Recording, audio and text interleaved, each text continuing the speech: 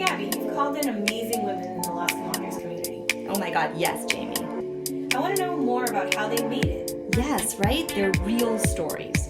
Where the idea for their business came from, how they invested in it, how they got their clients. I think this is a podcast. Well, fairy godmother, you're hosting it. Do you dream about me?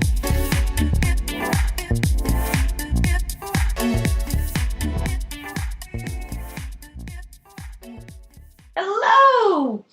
We are so excited to have with us today Lauren Marsicano. Yes, Lauren is. My own book track. I think you just need to have like that follow you wherever you go. I mean, it kind of does. She's part of our Las Comadres community, and she is an inspiring, amazing woman up to big things. We are thrilled to have you here today. I'm so happy to be All right, so can we hear the bio? here. The background. The background on Lauren, how you got here, what you do, how you do it. I don't really understand how you do it all, so explain to us some things. It's actually, there's just multiple me's. That's the secret. Oh, Yeah. she's cloned herself. I've discovered cloning. And that's it. That's why I'm here today. No, I'm just kidding. That would be amazing. And that would be awesome. When that happens, it's going to change everyone's lives for sure. But no, my background is actually, I'm an attorney. So I'm a business law attorney. I'm the co-founder of Marsicano and Leyva, which is business and family law attorneys. You know my partner, Carolina Leyva. She is awesome. She's awesome as well. She's not a Comandre yet, but I've always been She's trying to get her joining.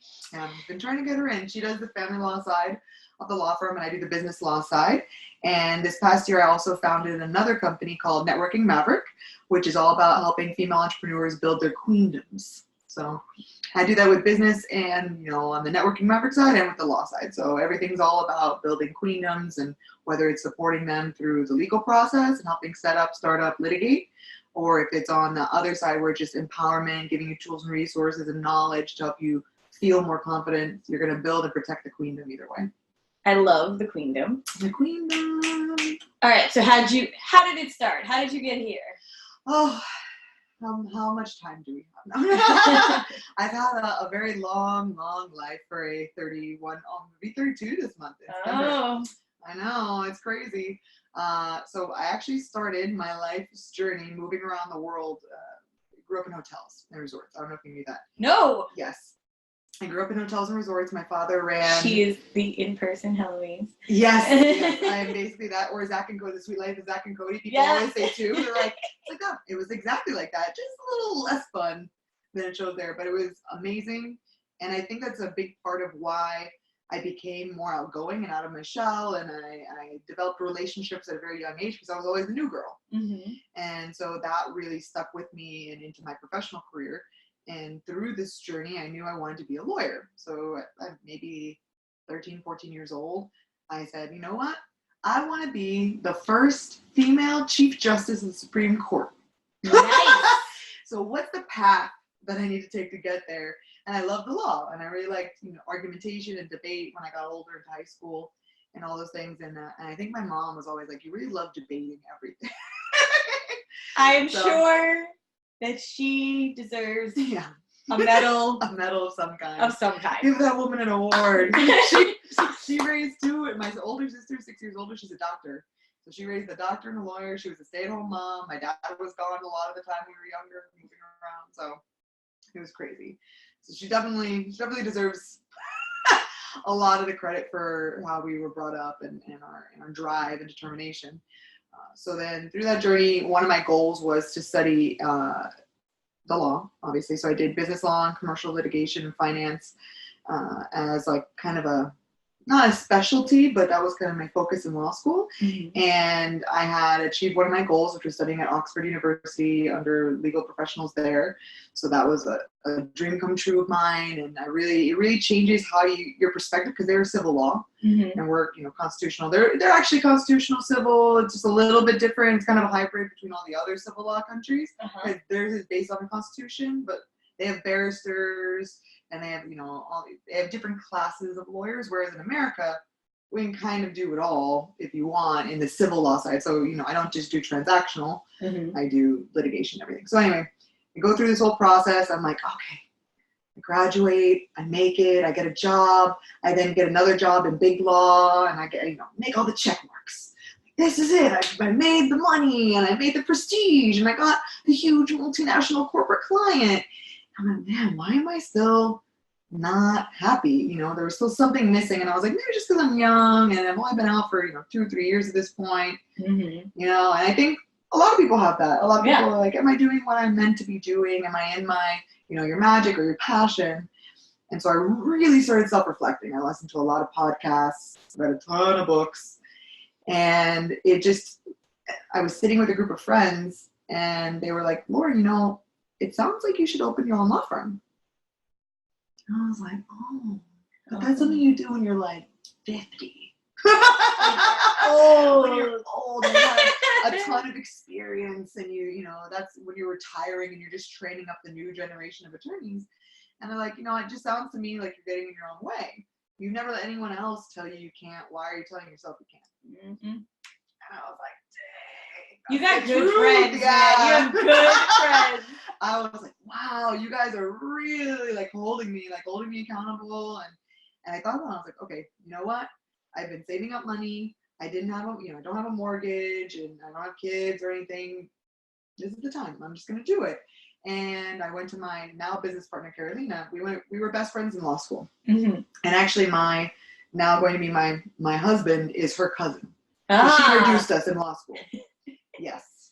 All the time. All connected, yes. And I went to Carolina, and I was like, listen, I know we talked about doing this when we were 50, 60 years old, but I'm just going to speed it up, fast forwarding a little bit, bringing the timeline closer, no pressure.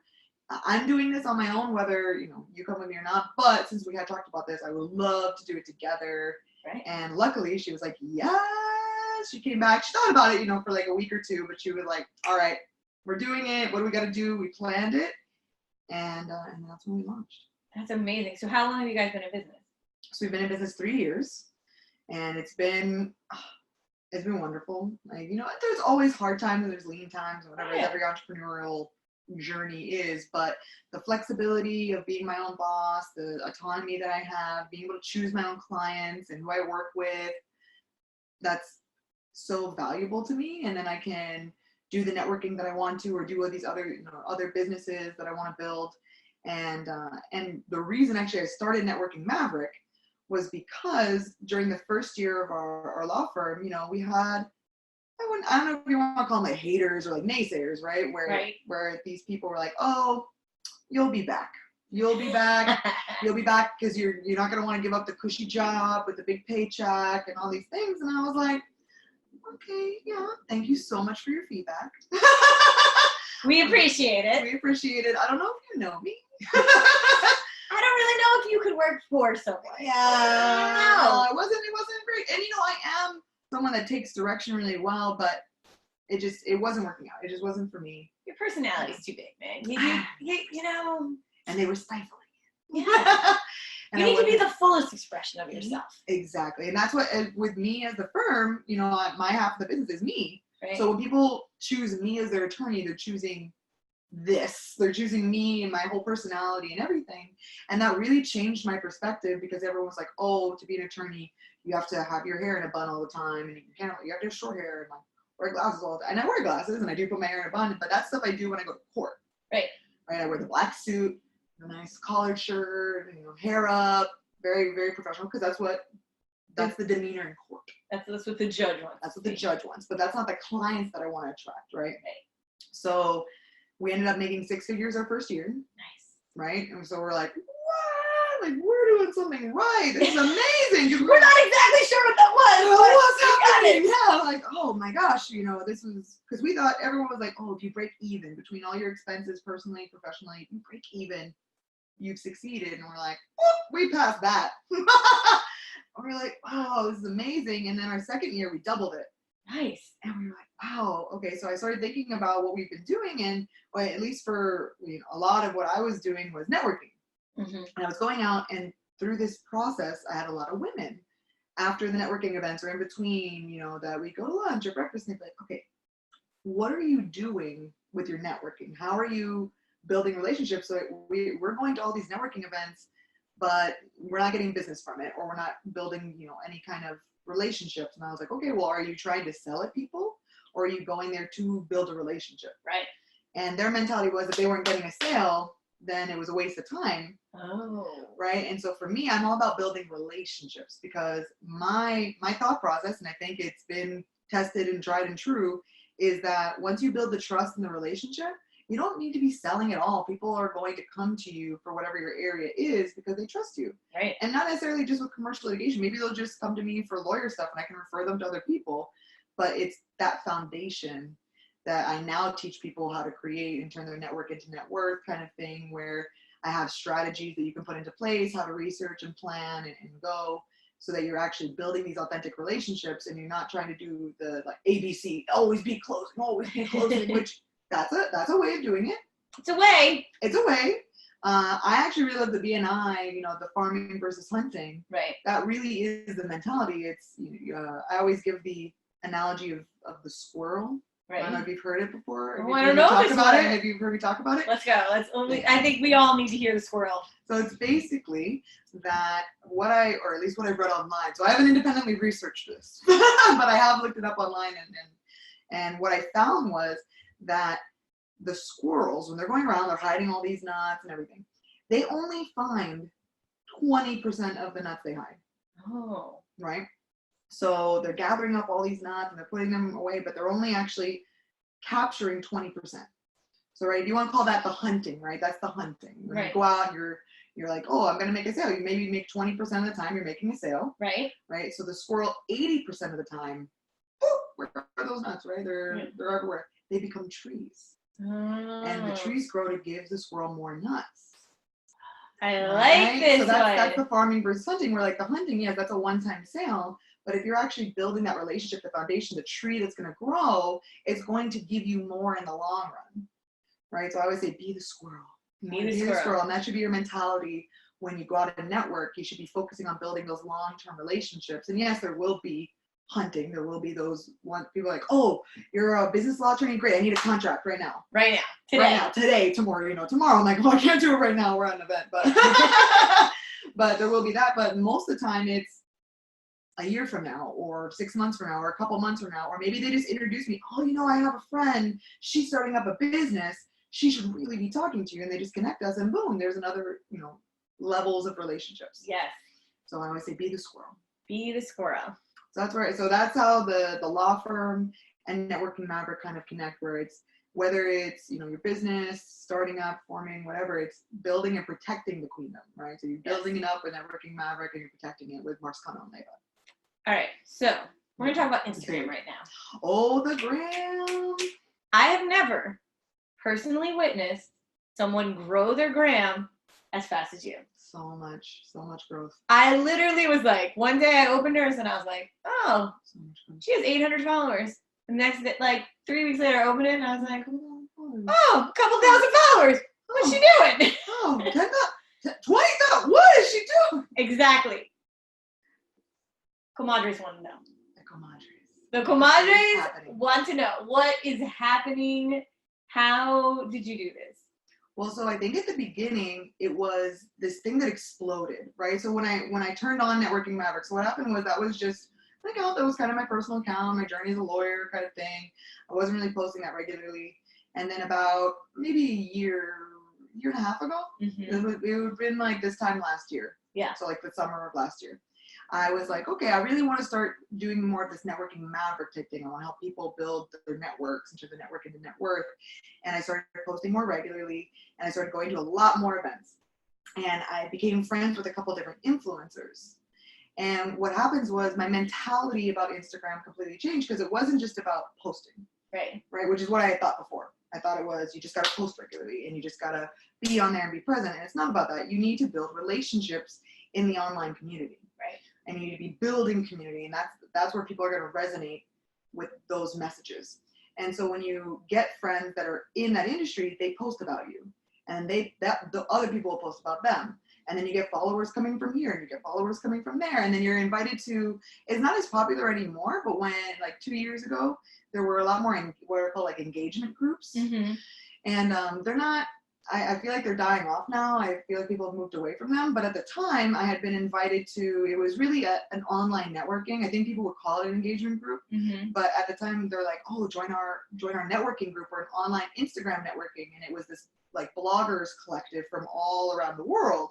And so we were constantly giving each other feedback on posts and telling, you know, oh, I really love this. I'm going to post about you on here. And then it's word of mouth. And so then they're posting to their, you know, whatever that was. Like, some of these women had millions of followers. Right. So some of them are, you know, reposting hundreds of thousands of followers, and people just come look at your site from there. And then it just exploded.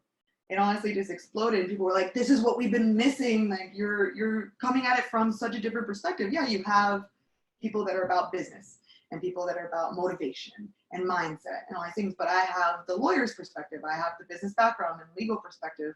And I grew a 6-figure startup.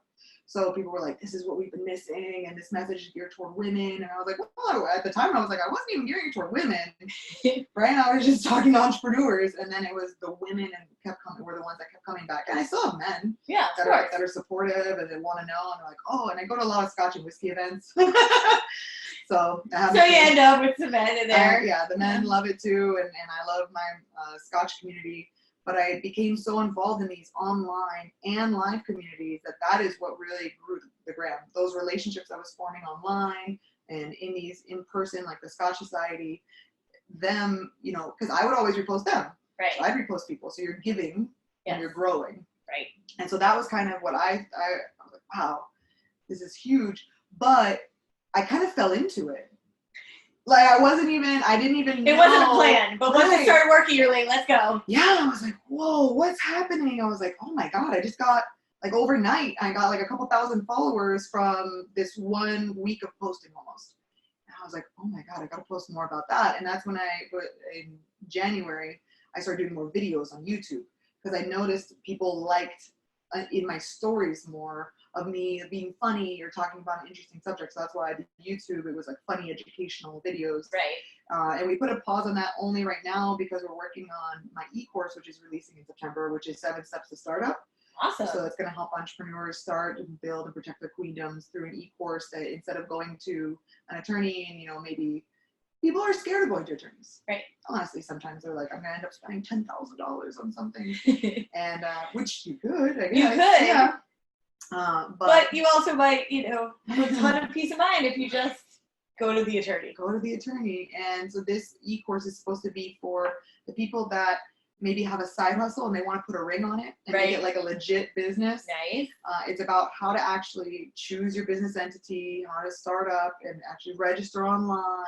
What's an EIN number? People might not even know. Different ways you need to protect yourself. And then you're going to leave with an operating agreement. Like there'll be a template that I'll walk you through.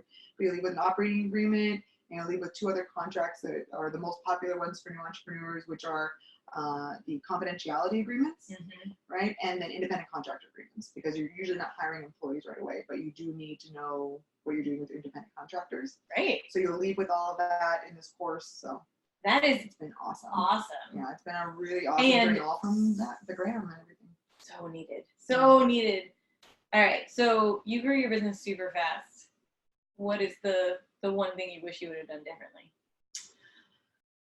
I think I wish I would have known what I was getting into with those groups, you know, because I think if I had a plan, because I was just talking with them and then I was like, oh, this is how you do the blogging and this is how you do an Instagram. Oh, this is how you edit a post and these are the different apps you can use. So I had no idea that there were all these apps and they're so vital to being able to do things in a short amount of time. I mean, people use Canva and all that, but I use some other apps. But all right, what are your favorite other apps? So my favorite app, so I have a couple different ones, but let us know. Yeah. We need the 411. We need the 411. So I think the first thing I had to do, let me put the disclaimer out there. My future husband, he makes augmented reality and virtual reality video games. So very perfect. Yeah. He's a good person to know. Excellent person. But so he is able to do graphic design and video editing because he did it for Univision and Telemundo and all that. So I have the cheat codes for making pretty layouts and pictures in a much faster rate because I can ask him, hey, can you do some kind of edit to this? And he'll be boop, boop, boop, done. But when he's not able to, But so when he's not able to, I had to figure out how to do it on my own. So Lightroom. I don't know if you ever heard of Lightroom. Lightroom is awesome. Lightroom's amazing. And for people that are just starting out their Instagram, there are all these different layouts you can have. And I think one of the easiest ones is just to choose an aesthetic that has like color and shading. Mm-hmm. And you have presets that you can buy from other influencers or people online. I have a couple people I use, like I don't know if you know Eximar, the Wander Tog. Yes. Yes. So she has some great presets. But you use those in Lightroom. So it's just a Lightroom preset you put on the photo so that when people look at your actual whole stream and feed, it looks cohesive. Mm. So you're not getting like, here's a really bright picture and a really dark picture, or really, you know, right. Like here's blues and all of a sudden it's green. So what's happening? It's disconnected. Yeah. And then you have like a dot here. And you're also not trying to like match yourself. Right. Because the worst is when you go back and look. Right. And you're like, that wasn't it. Exactly. Yeah. And I can even look at my feed and I'm like, man, I had no idea what I was doing. Right. I was just. Which is good though. Right. Like, it's nice to be able to scroll back and be like, oh. I didn't know any of this. Right. And, but so Lightroom definitely for the presets at the beginning was very, very integral with just giving a cohesive look.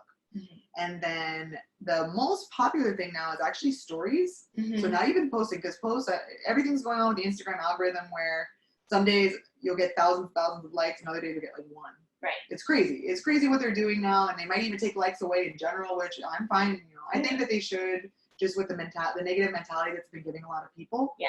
I think taking away likes is fine because on the back end, companies can look at your reach and no one needs to see that, right? Like right. It shouldn't matter to anyone else. So it wouldn't change people that are actually doing sponsored posts or anything. But stories are very popular. And the best app that I use for that is called Unfold. Mm-hmm. And that one I've never heard of. All right. No, so I actually heard about it from a friend that's on Instagram, and I don't know if it's millions of followers or hundreds of thousands of followers, but she one day in one of these groups was like, oh, this app has been really great and whatever. And look at it, I'm like, oh my God, this is fabulous because you can do it free, or there's a paid one where you get upgraded templates, and you basically are putting pictures into layouts, and then you can draw on them inside the Instagram app. Like they're giving you a layout, they're giving you color scheme, they're giving you different fonts to play with. Ooh. Yeah, so like some of them you've probably seen stories where it's they look like little Polaroids. Yes. And multiple. Mm-hmm. That's Unfold. Unfold. Okay. Yeah, that's Unfold. Or like where it's two squares and then something in the middle. That's Unfold. Or they have different beach layouts and they have just squares versus Polaroids versus old camera versus poster or whatever. So I found that and I was like, this changed my entire Instagram story game. And sometimes I still just do the videos or talk, but if you go to an event and I want to really highlight it, I'll make a whole story, maybe 3 or 4 posts in Unfold. You save it and then you upload them one by one to Instagram, and then on Instagram you can play with the coloring, you can draw things, you can add color, you can add the GIFs, you can add the the bars and the ratings. Right. So that really changed. Unfold really changed the game with that. And then I would say the third ones are any type of planning app. Mm. So I don't know if you've heard of like Planoly or Preview, where you can actually upload the photos before putting them on Instagram and see what your layout's going to look like and play around with it. Yes. And then they also send newsletters and they give you tips on what you can do to improve and everything as well. So I just think they're great. And both of them I think have free versions and paid versions. So very nice. Those are the inside track. I like the inside track. It's good. Inside scoop. So you're obviously still doing both Maverick and the Networking Maverick and your law firm. Yeah. Just full-time Maverick though. Always Maverick, whether a lawyer or a networking. What are the things that like make that possible? Who's helping you? How are you doing it? We want to know behind the curtain. Exactly. Yes. Well, so actually I've had a couple different people help out so first of all, in my law firm, obviously I have Carolina. Yes. Right. So it's not just me, it's both of us. And so when I need to lean on someone, I lean on her. When she needs someone, she leans on me. We have, we've had assistants and, freelancers and all those kind of things help out with websites and design. And I think in both Networking Maverick and the law firm, any type of, they're not just apps, but any systems you can get to streamline certain things. Systems are so important, Yes. especially for small businesses to be able to compete and keep costs low. So I'd say Carolina and then systems. And then on the networking Maverick side, Sebastian has been, which is my future husband, he's basically been probably most of the behind the scenes Maverick, because he does all my YouTube videos and all my video editing and then picture editing and all that stuff. So he's a huge part of it.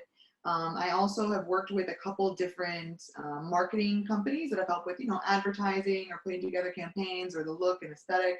And some of them have been really great. And we're actually working on a new company for the e-course launch, because it's a little bit different than social media. So I always preach that you can't be everything to everyone all the time. Yes. And so you need to delegate what you can. Delegate things that you're not good at, or you could become good at, but it would take a lot of time. Yes. And that someone else could do more efficiently for less money than your time would cost. Yes. And delegate those. And the things you hate doing. And especially. But it's easier. There's no easier. queen in their queendom doing the stuff they don't want to do. Sweep in the queendom. Sweep in the queendom. No, it's so true. It's so true. And there's a lot of people I know. It's easy to convince people to delegate things they hate, though.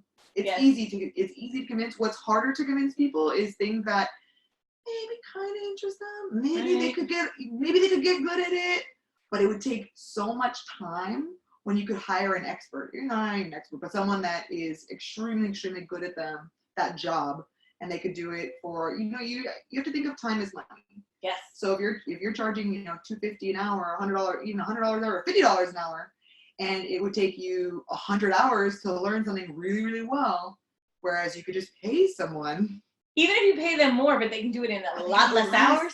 Less hours and get it done and up there. Yes. It's worth it. It's worth it. And some people just see the money. They're like, no, but I'm wasting money. And no, you're wasting your time, which is money. So if you actually calculated what you're spending time on that you could have been billing or going out and building relationships or building your business, that 100 hours, that is gone forever. And you only just became maybe good at that thing. You could have hired someone that's great. Exactly. So I delegate to people that I think do great work. So that would be the other side of that. And then, systems as well. Systems are the future. They're everything. They're now, they're everywhere. They're only going to get better. So better and better. And the systems are the thing that it also helps you know what you have to do next. Yeah, they keep you organized and track. So there are some things that I still use, pen and paper, because I just love writing things down and goal setting and manifesting with writing down things and taking notes. Even as a lawyer, I like to take notes and then type them up later or take a picture and upload it, because now there are apps that can translate from writing to the computer, different things. So I still do all that, but there is just these apps and the systems. If they're there and they're available, why not use them? Exactly. Make your life easier. Make your life easier. Very nice. Investment in your business.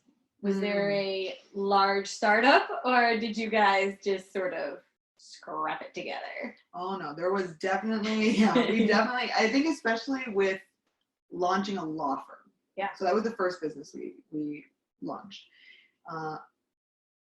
I wanted to make sure, even when I thought it was just going to be me, I was like, okay, the only way I would do this is if, number one, I have enough money to personally survive for 6 months, right? Like I can pay my bills, I can eat, I can have, mental security. Right. And the second thing is to also pay projected expenses. So we had to do a lot of research on what are our projected expenses for the first 6 months to a year. And then when I brought Carolina on, we're like, not just 6 months, let's do a year. Right, because now there was two of us. Right. So originally, I think 6 months is a good amount of time, because if you're not making money in a 6 month period, then you're doing something wrong. Yes. Right. You need to reassess. You're reassessing. You should be reassessing after quarter one. Right. So that by quarter two, you're at least making some money or breaking even or something. Right. Between all of your expenses. So we had 6 months, or I had 6 months saved up. She had 6 months saved up. So together we had a year of our personal and professional expenses. So whatever your industry is, it's different for every industry. Right. And we kept costs low. You know, we did work share co-working spaces. You know, we had assistants that were shared.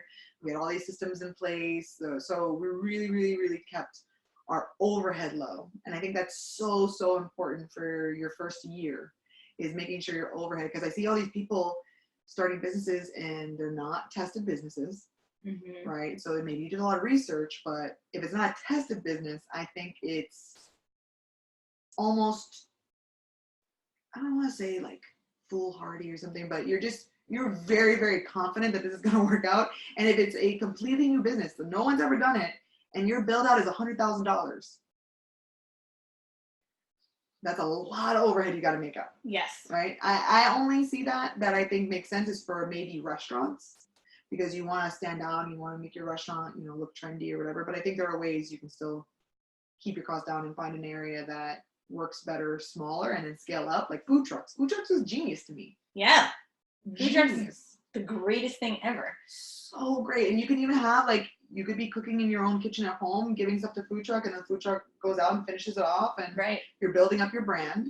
It's less money, and your overhead is, you know, I think obviously there's still overhead, but it's much less than buying a brick and mortar store in the Gables. Because if you could have a food truck that you have in Kendall at your house and drive it to the Gables to the audience that you want to get, you're saving tens of thousands of dollars. And move your truck every night. Yeah. Yeah, like you can go to all the cool places. Everywhere, yeah. Wherever the people are, you can actually go. So, you know, you don't need to have just one store where people have to come to you. You can go to them. So I think that era was genius, even though we have too many food trucks now. I don't know if there's ever too many food trucks, man. Food trucks are one of my favorites. I love food trucks. I love a good food truck. But a lot of those then became brick and mortar stores. So a lot of those ended up becoming restaurants because then they could afford it. Right. So I think that is the mentality you should have. How can you keep your overhead low? But yeah, so we did have, I would say, a large capital investment. And both of us also had partners and significant others. Now it's her husband. She just got married in November. I'm getting married in January. But we both had partners that we were living with that were very, very supportive, where we, you know, I don't know what conversation she had with him. I wasn't there. But I know the conversation I had with Sebastian was, I was there with you when you wanted to launch your business, because he launched his own. And, you know, is it okay? This is my time. I would like to do this, and I hope you support me. And, you know, if for some reason it doesn't work out, will you be able to carry the relationship past 6 months, you know, the expenses personally? Right. And, you know, I'm hoping that doesn't happen, but that's worst case scenario. And he was like, yeah, go for it. Let's do it. He had money saved up. I had money saved up. So it was it felt more comfortable to do that. And I know a lot of people don't have that extra source. Right. So, you know, I think it is a lot scarier to start up when you don't see the savings, or you don't see the cushion. And that's why people don't delegate enough, and they want to keep their money, but they don't see actually you could scale more, or you could do more by spending a little bit more on the outside. But nice. Yeah. For the, you know, as you scale, like the things that you're like, okay, I want to add this thing. I want to add the next thing. What's the next thing you want to add? I mean, you have the course coming up. What's coming after the course? What's the next big thing? So, a couple different things. So I'm one of these people. I don't know if I'm like a Steve Jobs, where I'm like, I just have all these ideas and I need people to help me get these ideas done. But I always do feel like I have these lofty goals. So the e-course is the next thing. That's my focus for the next 3 months is just going to be going with the e-course, getting it out there, creating community around it, getting it out to more women in Florida, because that's what it's going to focus on is, you know, first South Florida and then all of Florida. So that's going to be my goal through probably my wedding, which is January actually. So that'll be my main focus. But what's also in the works is I just was made president of a group called Startup Sisters USA, which I don't know if you've heard of them. I have not, but I want to hear more. They're a national group, and they're based in Tampa and Atlanta right now, and they're launching other sister chapters throughout the U.S., and I'm going to be the president of the Miami chapter, mainly focused on workshops. So it's a very workshop-based company that's focused on startup female entrepreneurs, which is who I'm trying to help. Right. And they are all about building community and highlighting people in the community, giving knowledge to women, and hosting events that help kind of build up your confidence, build up your business acumen, you know, workout, health, holistic you. And so we'll be launching that right now. It's planned for October. So I'll keep you updated for the launch event. I think we might do a webinar in September. That's kind of Networking Maverick Startup Sisters based on the e-course launch and then the Startup Sisters USA launch. It's going to be a panel discussion launch event, which we're trying to host in Miami. So very nice. That'll be the next part that I'll be focusing on. And then my dream, so with the e-course, I really was working on a book for a long time. And it actually turned into a lot of the e-course. Right. Which is how it goes. So, but I would like to write a actual book that I release, even though right now it seems people love e-courses more than books, or they like podcasts or audiobooks maybe more than a physical book. Right. So I might next year launch a podcast sort of, that's geared around the book I would like to write. Right. So that I can be writing and podcasting at the same time, and it kind of synergizes with everything that had gone before. Yes. So that might be something that I do next year in collaboration with Carolina, because we've always talked about doing a podcast, us two talking, and then maybe bringing people on. But that would be amazing. Yeah, because I am all in for that. You've seen that? We're like, our dynamic is so funny, I think, because our personalities are so different but still compatible. You guys are like the perfect yin and yang. Yes. Like, she's so quiet, but great. But so witty. With such humor that comes from the side that you never saw coming. Whoa, all right, there she is. Yes, I love it. And so I think we balance. And actually she reminds me a lot of Sebastian that way, where I have a business marriage, right? Right? And then I have my relationship marriage. And in both, they're both very different people, but in both cases that we're yin and yang. We balance each other out. And so if you have partners in anything, I think that in life, in business, it needs to be someone that complements you, your strengths and weaknesses, your personalities, and that you can really, have a good symbiosis. Yes. You need to know who the people are that are going to spend the most time with you. All right. So inquiring minds want to know, how many hours a week do you spend networking? So it's really tough for me because some events are just fun events. Right. But technically, when I go to the gym, it's networking. Yes. When I leave my apartment, I'm networking. I'm online networking when I'm doing social media. I feel like, so do you know what I mean? Whenever you are not alone, you are probably I'm networking. So it's really tough to kind of turn it off, because to me, networking is building relationships. It's getting out there. So I try to be doing that all the time. So if I'm online, if I'm out and about, I'm doing it. So I don't know how many hours a week I'm doing. All right, networking traditional, events. Traditional events, I would say, I try to do about 2 to 3 a week. Okay. I try it. That's kind of my goal. And whether that's, a Scotch and whiskey event, I do B&I, so that's already weekly. Right. I have monthly. I'm part of Ladies Ledger, which is another women's empowerment mastermind group. That's once a month. I have the Comadres. I try to throw in there. Yeah. And then in between all of that, I go to different chamber events, like the Coral Gables Chamber, the Dade County Bar Association. Oh, I'm also, I just do a lot of things, but I'm also the co-chair of the Women in the Profession Committee for the American Bar Association, and I'm the liaison with the Maine ABA and the Young Lawyers Division, so I do that as well, and they have their own events. Yeah. So you have a lot of leadership roles as well. I do a lot of leadership roles. Do you think that is something that really sort of ups the networking game? So I think that my personality lends itself to leadership roles, which is something that's great for networking. Because that's all about confidence. Because leaders, the secret is, leaders have no idea what they're doing. A lot of the time. Or, they have some idea, but they're not perfect. Right.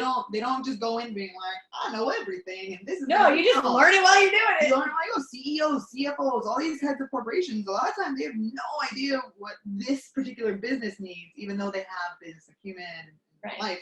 So I've always been the kind of person that any task that was put in front of me, first of all, I'm going to be committed to it, right? I throw myself into it. But I have the confidence to think if I don't know something, I will know it, right? So that's always, and I think that is such an important mindset to have. Yes. Because that's all about being comfortable with the uncomfortable. And I think that is a topic that has been talked about a lot more recently, where going into your discomfort zone is where the magic is. Yes. And for me, moving around so much when I was younger, I was constantly forced to be uncomfortable. So to me, it's like my natural habitat. So I think I have the confidence to say I've been there, Yes. I've handled it, like I can do it again. And if I don't, you know what? If you fail, it's not really failing to me, it's learning. Yeah. You're learning, you're growing, you're educating yourself. And I think the people that are afraid to fail are the ones holding themselves back. They're afraid to put themselves out there. Or they already say, oh, I'm not going to do that, because inside they're like, if I do it and I fail, it's going to hurt too much. And so for me, I failed. I put myself out there and I haven't gotten things I wanted. And I had to really, really work hard. And then eventually maybe I did, or, and I've had, had failed relationships. Those are failures, right? But you learn from them and you grow. Yeah. That's how it is in business. You learn. I mean, there's no way to go through life without failure. There's just no way. And being scared of it is going to prevent you from really becoming who you were meant to be. Yeah. And I think that that's something that I focus on a lot on the Networking Maverick side, is just pushing you and holding people accountable and being like, you can do this. Like, we'll do it together. I'll be here with you. You tell me. Like, I tell people online all the time, or any of my Comadres groups, in my accountability group, when we meet, I say, put this on Facebook, Instagram, whatever. I'll repost it. And I'll keep you accountable to your goals. So not only are you accountable to me, the whole community knows these are your goals. But they'll be there to support you. If it doesn't work out, you probably learned something that could also be valuable for the community. Right. We want to know. So we got to keep you accountable and also being vulnerable. Yeah, every time you put it out there, someone else wants to help you, man. So, and I think that that's the best part of everything that I'm doing on the Networking Maverick side. Yes. All right, so our final question for our podcast is the same for all comadres. So the word comadre is what mothers and godmothers call each other. It's a relationship built on complete trust and sisterhood and knowing someone that has your back fully. Yeah. Tell us about one woman in your life that plays the role of comadre. Who is she and what does she mean to you? Well, I mean, I think I definitely have to go with Carolina. Right. I mean, I think there's a lot of women that play that role for me at different times and at different parts of my life's journey. Yeah. But I would definitely say, in terms of my last 3 years, it's been Sebastian and Carolina. Both of them, and I'm not going to call Sebastian a comadre, but he can be a comadre. He can be a comadre. He's a what do we call the men? Compadre. Compadre. Yeah, he's more of a compadre. You have the two non-Spanish speaking people. Yeah, sorry. We're doing well. Super gringa. Yes. I'm like 3rd generation Italian, Polish, German, Scotch, Irish. So there you go. But yeah, the compadres, and he's more than that to me. But Carolina, I think, is someone that she was a best friend, and sometimes friends don't make the best partners. Sometimes, right? You hear a lot of really scary stories of failures, but I think because we see each other more as family, because of Sebastian too, and the fact that they're cousins, and she was always super welcoming. My parents don't live here. My family doesn't live here. They live up in St. Augustine area in Missouri. So in law school, Carolina was bringing me to her family events for holidays when I couldn't go home because we were studying. Right. So we became more of a family, and she's always been, even before the law firm, someone that I leaned on a lot in hard times, and she leaned on me in hard times, and things we were going through in relationships or life or law. In law school in general is like murder. Yes. You need the comadres in law school. And so Carolina has been someone there for a large part of my journey. And I do have other friends that I've had for even longer that I would also consider comadres, but I think because Carolina is there with me now every day. Yes. Like, we are in a business marriage every day. And so, like any marriage, sometimes there's fights and there's arguments and the disagreements or whatever, but at the end of the day, we love each other and in our business. We respect each other as business owners, and we want our business to succeed. So, you need to lean on me. This is the time to lean on me. I got you. If she needs it, she got me, and it just goes back and forth so nicely. Like, she'll have me when I need it. I'll have her, and we have that yin yang. So we help each other grow. I think I've helped her grow in certain aspects, like with networking, getting out of your shell, and that kind of thing, because I don't think she's more introverted. Even though I'm an ambivert, so I actually consider myself introverted as well. But for the people that cannot see my face, this is the most extroverted person I've ever met, but I know what you mean. But so actually, I did a lot of research on it because I always took the Myers-Briggs test. Right. Remember? So I've taken those so many times, and I do usually get extroverted, but like they're almost even. It's almost even. And I always like, wow, okay. I had to really think about this because it's true. Where you lose your energy Yes. defines whether you're an introvert or an extrovert. Right. And there are a lot of instances where I'm with people I love, or certain people where I do get energy back. Yes. But I would say, so for networking events especially, I know that I need to plan them out and spread them out. Or, if this week I have 3 kind of back to back to back, the next week I cannot have any. Right. Because my energy, like I'll be at home, I'll be like, I need to read a book, I need to listen to a podcast, I'm going to work out, like I'm going to play a video game or a board game with Sebastian. Like, we're not going to leave this apartment. Right. And that's my introverted side because I've lost so much energy Right. that I can't go out. And so Carolina is definitely more the introverted side of that. But she has extroverted tendencies as well. But yeah, so I think we balance each other well with that. And that's why she's my best balanced commander. But that's why I'm an ambivert. So I'm sure there are a lot of ambiverts out there as well. There really are. And I think it's always good to understand how your energy is, because then you can really use it to the best of your advantage. To your advantage too. Yeah. Because I think that's one of the biggest mistakes, at least in networking, that I see people make, is that they overwhelm themselves. They're like, I'm going to make this huge push. It's like kind of when you go dieting, but then you go extreme dieting, and then it turns out really bad. And then you go totally extremely opposite, binging all the food because you had nothing. You had nothing. So I think it's the same thing with energies and networking, that you shouldn't be overexerting yourself. If you're new, don't be doing 3 networking events a week. You're going to kill you. That's going to kill you. And you're going to get so demotivated because you're going to feel horrible. Yes. That you're going to say networking doesn't work. No, it's not that networking doesn't work or building relationships doesn't work. It's that you're not planning it properly. Right. Maybe just try one. Maybe Yes. one that week, and don't go to a 300-person event because you're going to feel overwhelmed. Go to a nice intimate dinner. They have tons of curated dinner events. Yes. Right? Like for lawyers, we have escapades, and they curate once a month dinners. Yes. And it's nice. And for introverted people, I think it can still be intimidating because you're one-to-one with people. Right. But I think it's much more overwhelming when I walk into a room and I'm like, ooh, there's 3 people I need to get to know now. And it's like, too many people. Too many. And that's going to waste your energy. And then you're going to think it's a failure, and you're not going to want to do it. And yes. So definitely figuring out your energies and who your comadre can be that can balance you out with those energies too, I think is very important. So Carolina Leyva, I don't know if you're ever going to watch this, but if you become a comadre, you will. And so thank you for being my comadre. There you go. All right. So where are the best places to find you? Where are you on socials? What's your, all the peoples? We want to know. All the things. Yes. So for anything Networking Maverick, obviously my Instagram @Networking Maverick is definitely, you can slide into those DMs. You can write a comment. You can follow me. I might not even know you're following me. Who knows? You can fall into the crowd. I'm also on Facebook and LinkedIn. It's just my name, Lauren Marsicano. YouTube, Networking Maverick. And that's, like I said, we're on pause with that because the e-course right now, but there's lots of episodes to go backwards and watch. Tons of videos, tons of knowledge on there, and you can see the progression on how we bought equipment and learned how to do video over the course of that. And if it's anything, and so for email for Networking Maverick, it's Lauren @Networking Maverick. Mm-hmm.